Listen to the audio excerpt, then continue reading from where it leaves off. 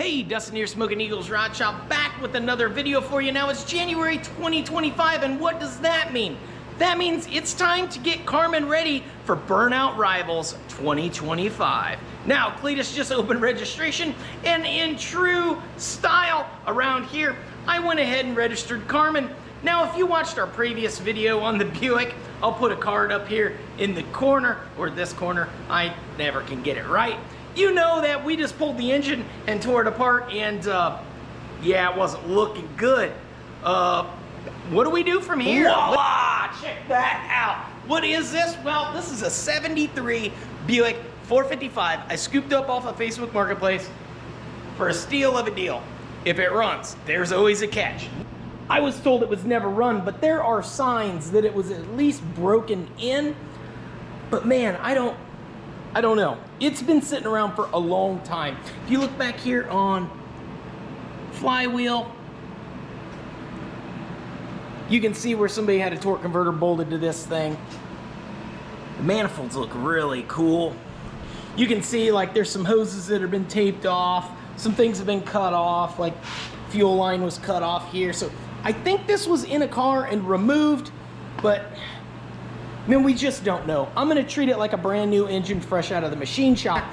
Now, if you don't know anything about these Buick motors, this thing stock in 70 was making what GM said was 510 foot-pounds of torque at 2,800 RPMs, and they were making 360 to 370 horsepower at like 4,000 or 4,300 or somewhere right around there. Now, with all the upgrades and added cam and the heads and the pistons and everything that this engine has been done to, or has been done to this engine, this thing should be at least those numbers or above, which is far, far better than what Carmen ever was capable of doing. Carmen was 8.5 to 1 compression. 10.5 to 1 compression alone would really have waken Carmen up.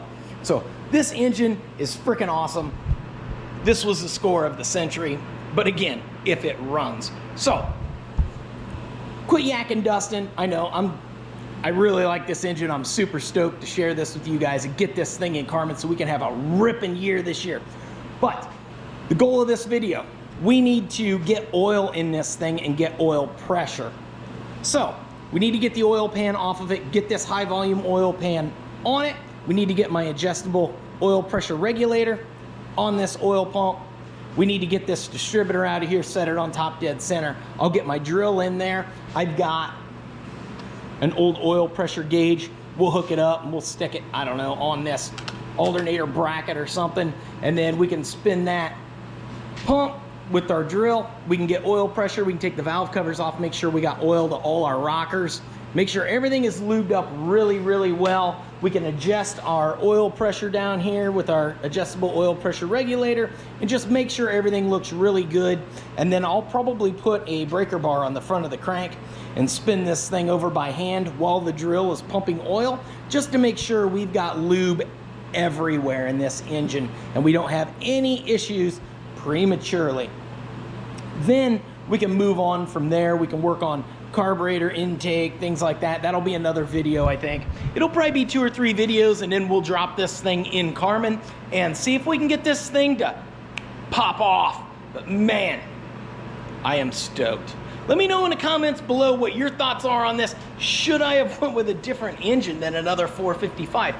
No, of course not. Bigger is better, and this thing is actually a 461 instead of a 455. So I did go bigger. But I mean, come on. It's already 455. How much bigger can it get? I think Jason's got what? What's a 6.0? I don't know. That sounds like metric stuff. Oh, guys. Had a little heart stop there for a second. I was rotating it around to top dead center, and check that out. That bolt is hung up on the weight on the old ring gear there. I hit that, I was like, tink, and I was like, oh no. But yeah, I was like, don't freak out. Don't freak out. Blood pressure was like, toot, toot, toot, toot, toot, toot. Anyway.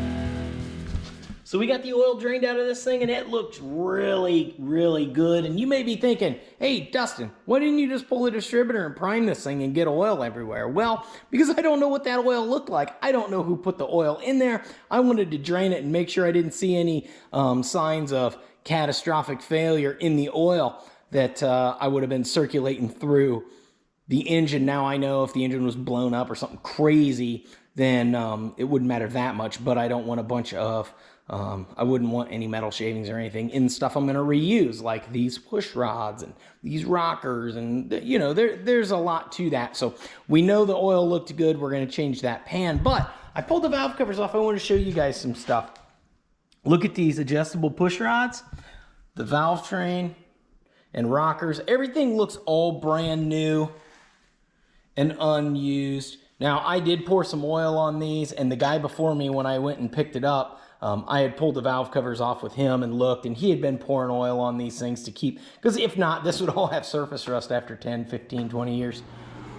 But yeah, both sides look really good. There's no carbon buildup on any of the pistons. So this thing has not been run much, if at all, beyond break-in. You can see they've got their own tomfoolery for all their connectors and rigging here for this carburetor, but we're going to take all that off. I'll find this carburetor a new home someday, somehow, some way. But I'll keep tearing this down. I just wanted to show you guys, yeah, whoever built this engine, they spared no expense on all the cool Buick Go Fast stuff of the day.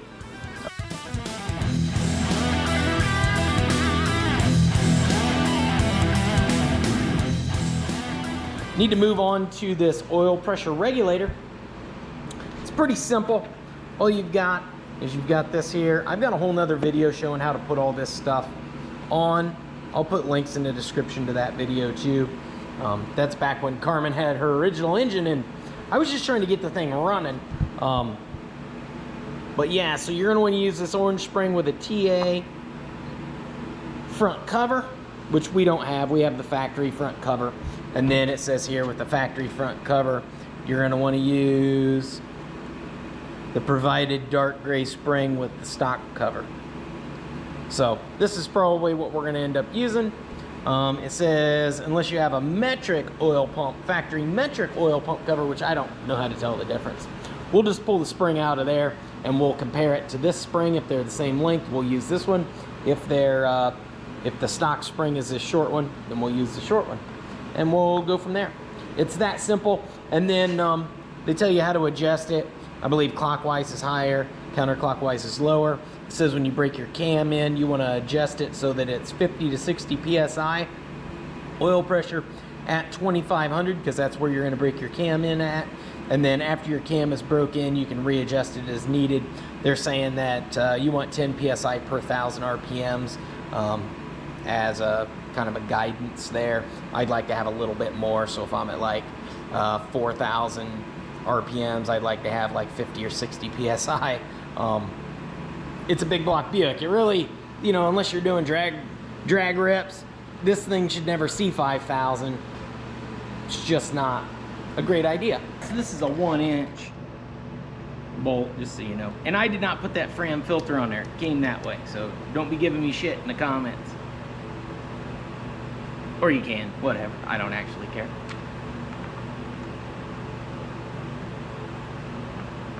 So this looks like it has a white spring in it, or an aftermarket spring. So when they built this, you know, again, I got to try and figure out exactly what they were doing. They may have put this in there just to boost the pressure, but I don't know why they wouldn't put an adjustable regulator on it. They're like 12 bucks. Well, I think it was 20. But, yeah, if you're gonna buy the spring, just buy the whole. Maybe they didn't have that kit available back then. So the gray spring they've provided is about the same length as this white one. This white one's actually a little bit longer, and it's a lot stiffer. That's to boost the pressure, I assume, because there's a check relief valve in there, and as your pressure gets higher and higher and higher, it compresses this spring and allows the oil to bypass the pump, which regulates your pressure down. Having a weaker spring is obviously going to allow the pressure to be a lot lower, but because it's adjustable, it's changing the tension on the spring. Let me show you.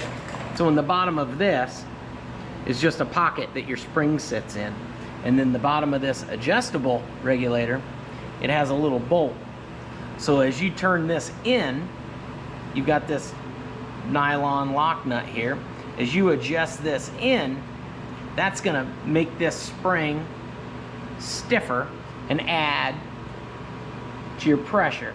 As you back it off, it's gonna release that spring pressure and allow that valve to open up at a lower pressure, thus giving you lower oil pressure. So I think that spring that they swapped in there is just one to just boost the pressure. It's not one to make it adjustable. We definitely want to go adjustable, so I'm going to put this one in there, and we'll go from there. It's pretty easy to get to, and it's on the front of the motor, so if I decide I don't like it and I want to go to that other spring, I mean, I can. I mean, I got this, so not a big deal.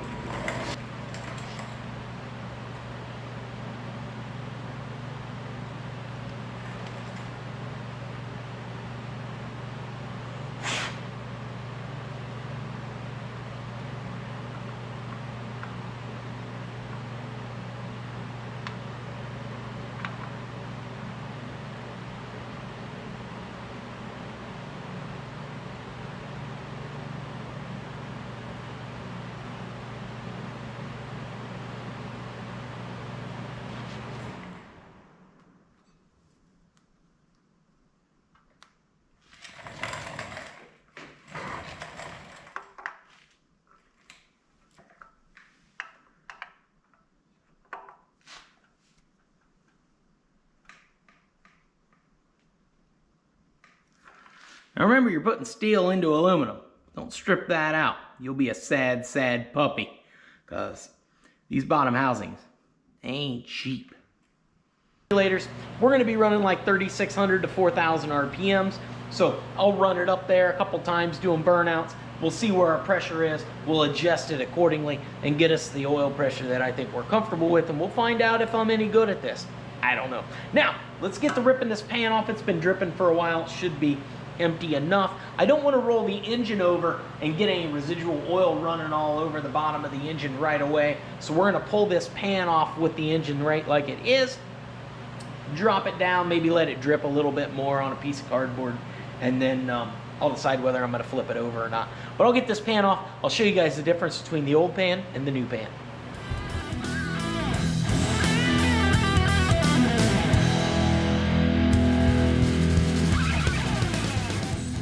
Alright guys, so I got the pan off of there as you saw, and check this out. It looks really clean in here.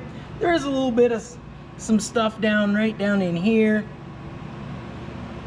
Nothing too crazy, just kind of break-in type stuff. There's some fuzz in there. But, you know, you're gonna have a little bit of chunks of metal here and there, nothing major, no big chunks of anything. Some little red paint flecks and whatever, just junk. That's to be expected, especially when you break something in. There's gonna be a little bit of sludge in the bottom of your pan. Nothing too crazy. I think that looks really good. Now, if you want to know the difference between this pan and the pan I bought, if you look at this factory pan, you can see it comes along here and it dips down, and then it has this big hump right here. The new pan comes along here. It has a lot more defined ridges where it drops down versus this one where it kind of like pinches down. This one drops down a lot further. It's a lot more square. See how square that is versus this one where it's radiused. So that gives you a little more volume there. And then in the front, this big hoop here is completely gone. And that's gonna give you at least an extra quart of volume. That's what they advertise. It should actually carry just a little more than that. At least I'm hoping. That's quite a bit of area. If you look down from the top, you can see this big hump here, and you can see how this hump is here. And then you look over here, and you can see how straight that is across there versus that. They've also got this dip down here to give you a little more clearance on the bottom of here, and that's also to help the oil flow down from the timing gear and timing chain and the oil pump and distributor gear, all that stuff can flow right down into the pan a lot easier and a lot better. And then of course you've got all this extra space up in here. Super cool. Now, looking down under here at all the action, everything down here looks really good. Everything looks real nice. Everything looks tight and right. The seal on here looks good. Rear main seal and everything looks good. Oil pickup tube doesn't have a bunch of junk in it. That looks like it's in really good shape. Look, it's got a double chain timing set on it. Them are big dollars. At least nowadays. Back then they were probably pretty expensive too. It's got all new bolts in here for the bottom of the oil pump, so I'm sure that thing's all set up and ready to rock and roll. So yeah, I'm gonna get the bottom of this all cleaned off, get all this old gasket material off of here, dig out my new gaskets. We'll slap this new pan on there. It does say that you should check clearances for your rotating assembly on something.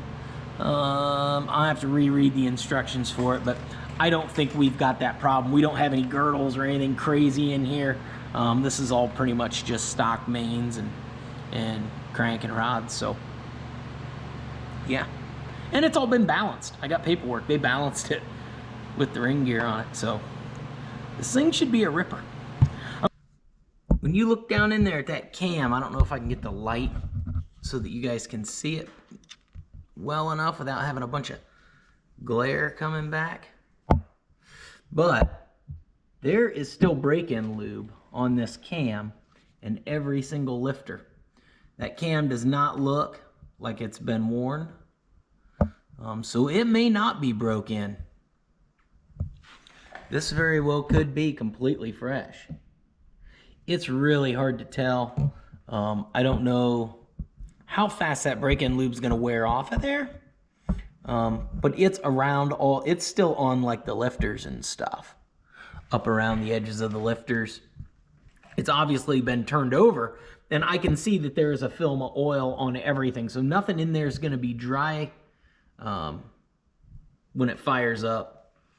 And I'd like to get some oil on these rods down here before I put the pan back on. But I got the pan surface all cleaned up.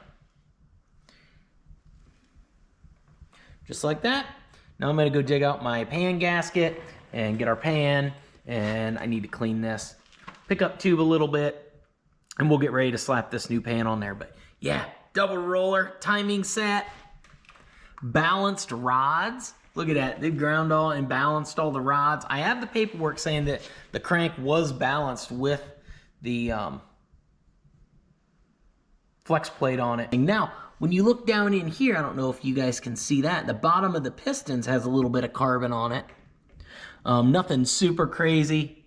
So I don't know if they're reused, these pistons, or these may have been the pistons they put in it.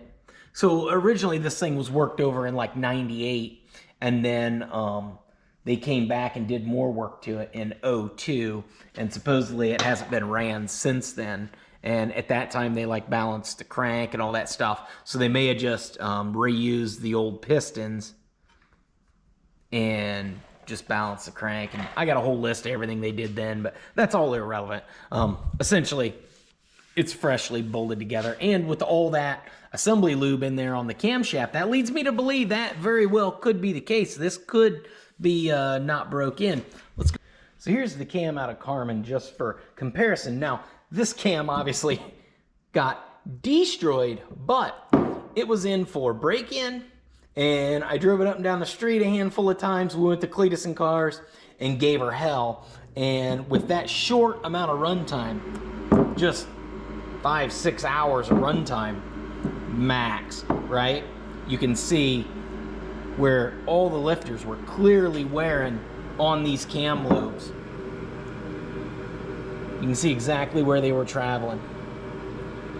And if you look, you can even see that where the fuel pump runs. And again, this is at this is that drive gear for the distributor and the oil pump. That's why what I was saying about the high volume oil pumps. You put those in, and you can see that thing is, how's it hang on there? I don't know, it's just a terrible design. But anyway, you don't want to put extra pressure on this because it has a tendency to start breaking stuff, especially when your first cam bearing is way back here. So you got all this sticking out there, and then you've got the distributor and the oil pump running off of it, and the fuel pump. And then, yeah, I mean, I guess you could go to an electronic fuel pump to take some load off the front of this, but I mean, what's that fuel pump really doing? It's really not hurting much. It's actually really close to the bearing compared to the distributor. So anyway, oil pan. One thing that they told me to do is put that oil pan on and make sure that you rotate the engine a couple times just to make sure there's clearance for everything. So I'm just gonna put like 4 or 5 bolts in with no gasket, because if I don't put the gasket on there, it's actually gonna give it less clearance than it will have with the gasket installed. And then I'll rotate the engine a couple of times back to top dead center, make sure I don't hear or feel any issues, and then we'll slap that gasket on there. And I get to pretend to be the Permatex guy. Got all the bolts in here, got the oil pan on. They're all just kind of hand tight, maybe a little tighter than hand tight. I just bumped them all basically. Good thing I put this on here because I got 2 bolts right down here that the holes don't quite line up. And it goes into the aluminum timing cover, and we definitely don't want to jack those threads up. Those are the ones that are always stripped out when you find these timing covers. So when we get this oil pan back off to put our gasket on, we're gonna open them holes up just ever so slightly. On the side where I put the paint, I'll just use one of my little Harbor Freight reamers and just ream that out just a little bit. So that'll be good. So I'm gonna rotate this baby back down level, crank her over a couple of times, listen, feel, and be real slow with it, and make sure nothing's rubbing on this pan and there's plenty of clearance. It doesn't need much, but it needs some. So it should be fine. We don't have girdles or anything crazy in the bottom of this, but you never know. It says right there, make sure you check your clearances. So that's what we're gonna do. We're gonna do it. Some instructions you gotta follow. This is one of them. Well, I mean, you don't have to, but I recommend it.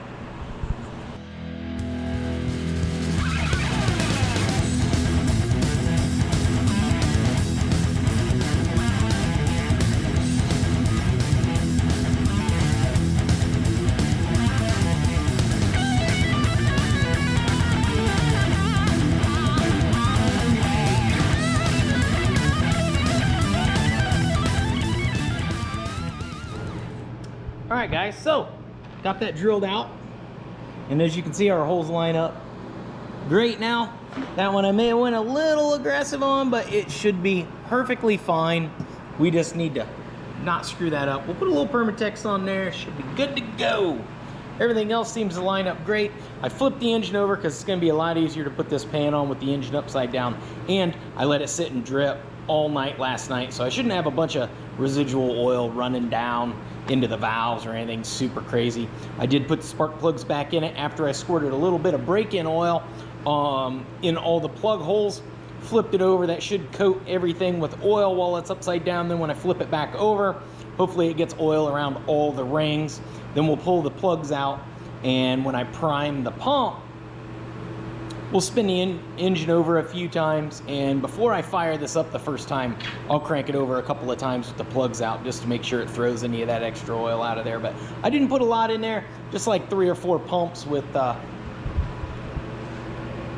little oiling can full of break-in oil. All right, it is time to get these gaskets and this oil pan back on our engine. Now, I got a few things I want to go over right quick like, and you may be asking me, hey, Dustin, why did you wait so long to flip the engine over? Well, I'll tell you why. Once we drain the oil out, if you flip the engine over right away and pull your oil pan off, it has a tendency to make a big old oil mess. You're better off to let it drip out for a little while. And When you scrape the gasket surfaces off of here, with your engine on its side like this, it makes it a lot easier to scrape that off and suck it all up with your little vacuum or shop vac or whatever you happen to be using, and not letting any of that garbage fall down in your rotating assembly. With it up like this, you start scraping these gasket surfaces. No matter how careful or tedious you try to be, you're gonna drop stuff down in that rotating assembly. With your engine like this, or even like that a little bit, you just get on a little stool, bend your head over a little bit, takes you a little bit of time, you can scrape that all off of there and feel confident that you don't have any garbage down in your engine that you don't want. Then I rotate it up like this. I can wipe all these surfaces off with some rubbing alcohol, make sure there's no oil or slime on anything, and I can just keep continuing the project.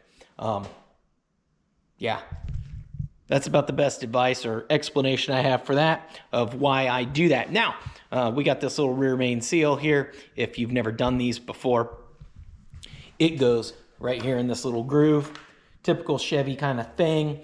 It's got this little tab that sticks down in there, and it's got a little triangle that your quart gasket sits in. These have a tendency to leak right here in these corners, so you want to put a little dab of Permatex there, little dab of Permatex there, slide this baby down in there, and then put a dab on the top side as well. Same with up here, like the Chevy small block and big block timing covers. They have a tendency to leak right here. So I'll put a little dab of Permatex there. Just make sure I get those corners pretty good without letting it ooze down in. You don't want to overdo it, but you know, you're not making a gasket. You're hoping your gasket.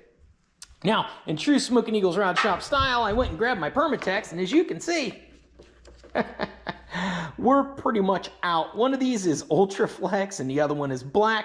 So, you know, I'll put one on one side of the gasket and one on the other. It'll be fine.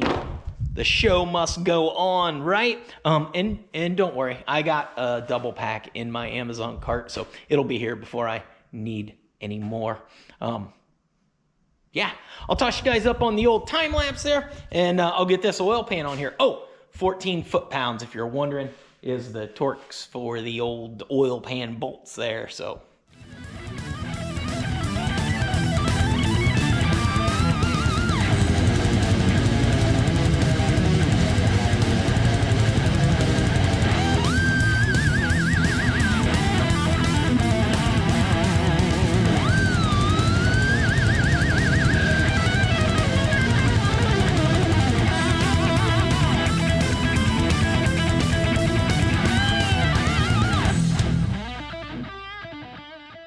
And there you have it. We got the oil pan on there. Looks good. Man, that thing would be an absolute nightmare if you were laying underneath the car trying to put that thing on there. Holy cow. I'm glad I got the engine out. I recommend pulling your motor. I know you don't want to hear it. But anyway, got it on there. Looks good. What's next? Well, I've got this little adapter here. I don't recommend plastic line for a permanent application. I recommend the copper line. It's just better. But I just got this little kit because I thought I had those little fittings, but I actually did not. I must use them for something else. But I just need to make a short little hose to go to my gauge there, so when we're priming the pump, we can see what our oil pressure is. Now, before we can prime this thing and toss oil in it and do all the fun stuff, we're gonna have to pull that distributor. And in order to get this ready for the car, I'm gonna swap the intake out. So I thought, hey, why don't we pull the factory intake off? That way, when we prime that pump, we can see oil getting into all the lifters and the push rods. We're gonna look at all our rockers, all that fun stuff. So I'm gonna flip the engine over. I'm gonna jerk that intake off of there, and then we'll get that distributor off, get our oil pressure gauge on there, dump some oil in this thing, and prime it. I'm moving right along. And the intake is off there. Check out this sweet score, guys. Look, permanent markers marking all the cylinder ports, and it's fully ported down inside there, if you can see down in there. Super cool. Anyway, got the intake off of there. We're gonna clean these gasket surfaces off, and just like we did with the other side, I'm gonna roll this thing upside down, or real close to upside down, and scrape this gasket off of there with my vacuum. That way nothing falls down inside the cylinder head or falls down inside this engine. That's one of the many benefits of having this thing on the old rotisserie. It is time. We've got oil in the engine. I don't know what was going on there. It is time. We've got oil in the engine. I got a fresh oil filter. I got our temporary oil pressure gauge. I'm gonna have you guys keep an eye on that. Our distributor's out, obviously. I've got my oil primer tool here. Now you can make your own. I've seen a lot of guys do it. It's pretty simple. It's just a slot in the end of there, but I bought this on probably Amazon, I think, and it was less than $20. I've seen guys tear apart distributors and use the distributor gear and weld up some stuff, and that works fine. But for less than $20, can you really justify your time? That's for you to make that call. Put it in your favorite cordless drill, or whatever you got handy. You're just gonna slide it down in here and line it up with that shaft here. Let me show you what that looks like in there. In case you don't know, you're just gonna line the primer up with that rod down there. And I squirted just a little bit of oil down there on that, just to make sure nothing's dry. And you're just gonna rotate that baby till she sits right down in there. This has got this nice little spacer. Sits in there good. And then I like to ramp up the RPMs there and try and get pressure. Then we're just gonna watch all these push rods and make sure that all the rocker arms are getting oil. We're gonna look down in here at all these lifters, make sure they're all pump up and get oil. And then, yeah, once you're happy with that, you know you got good pressure, it's pretty much the name of the game, guys. I'll set you up right here and we'll see what we can get. Hopefully this oil pressure gauge works. If it doesn't, I got an even crustier one to try.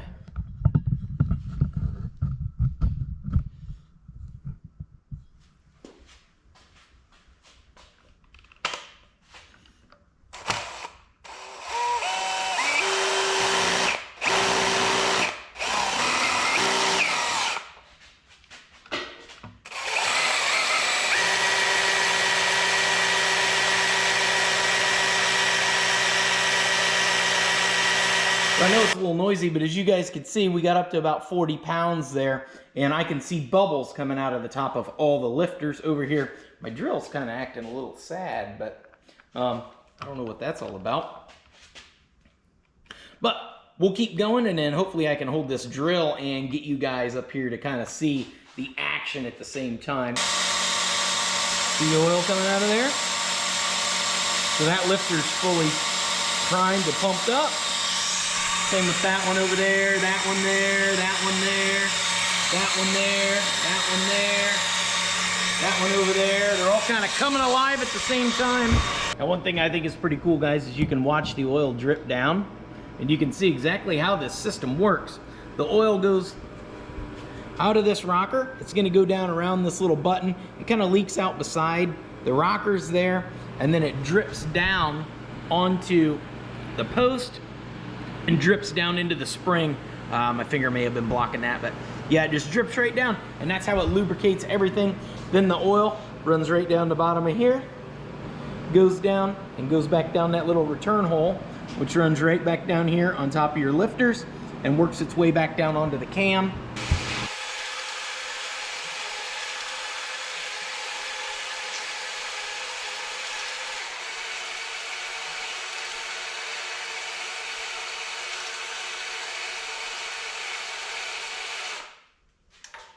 Two rotations. Turning the engine over and priming the pump. We had like 40 pounds of oil pressure. It should be plenty. Oh yeah, there's oil dripping all down in there. I'm really confident we got plenty of lubrication in there. We're not gonna hurt anything. Well, there you have it, guys. We got the oil pump primed. We got a brand new high volume oil pan on this thing. We got oil down in all the rockers, all the lifters. We poured oil on top of the camshaft, on the crank. I rotated it a couple times while we primed the pump. We got a brand new oil filter on there.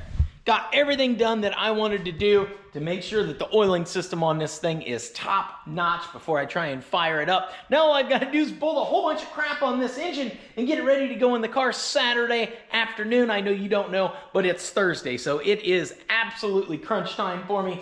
I can go over all that stuff I got to do, but I'll go over it in the video on getting this thing ready to go in the car. So make sure you go check that video out. Don't forget, we've got merch available on our website. I got a link in the description, and we also have a membership program for $3 a month. You can help support the channel and all the crazy shenanigans that we got going on. I gotta beat Jason, guys. So if you're interested in any of that stuff, go check it out in the description. Yeah, I'll post some other videos around my melon here of stuff we're doing around the shop, and it is a lot of stuff. So don't miss out on anything. Click the links, check that stuff out, and until next time, keep on wrenching. Peace.